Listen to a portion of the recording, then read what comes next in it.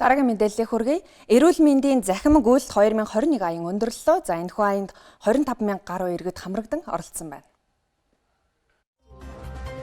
3 дугаар сарын 15-наас 3 дугаар сарын 28-ны хүртэл 14 хоногийн хугацаатай үргэлжилсэн эрүүл мэндийн захим гүйлт 2021 аянд нийт 25,895 иргэн хамрагдаж 466,839 км зам туулжээ.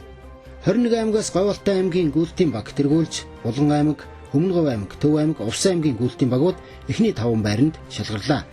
Дэд байр эзэлсэн Булган аймгийн гүйлтийн багт 3,675 иргэн нэгдэж 66,758 км, 3 дугаар байранд шалгарсан Өмнөговь аймгийн гүйлтийн багт 1,021 иргэн нэгдэж 29,036 км, 4 дугаар байранд эрмэлэгдсэн Төв аймгийн гүйлтийн багт 911 иргэн нэгдэж 24,179 км, 5 дугаар байранд бичигдсэн Увсан аймгийн гүйлтийн багт 990 иргэн хамрагдаж 15,896 км зам туулсан байна. За дараагийн амжилт гэх юм бол 24 цагийн хугацаанд 25,491 км-ийг зөвхөн Говьалтай аймагт ангаараа туулсан рекордыг бас шинжлэн тогтоосон.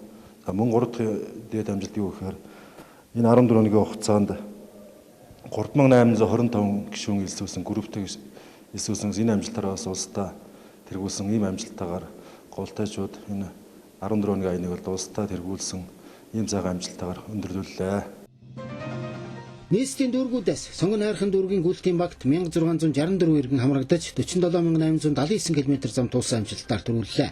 2 дугаар байранд Баянзүрх дүүргийн баг 448 гишүүдийн бүрэлдэхүүнтэйгээр 16,836 км, 3 дугаар байранд нийслэлийн хан уул дүүргийн гүйлтийн баг 1,343 гишүүдийн бүрэлдэхүүнтэйгээр 16,417 км зам туулсан амжилтаар тус тушаалгарлаа.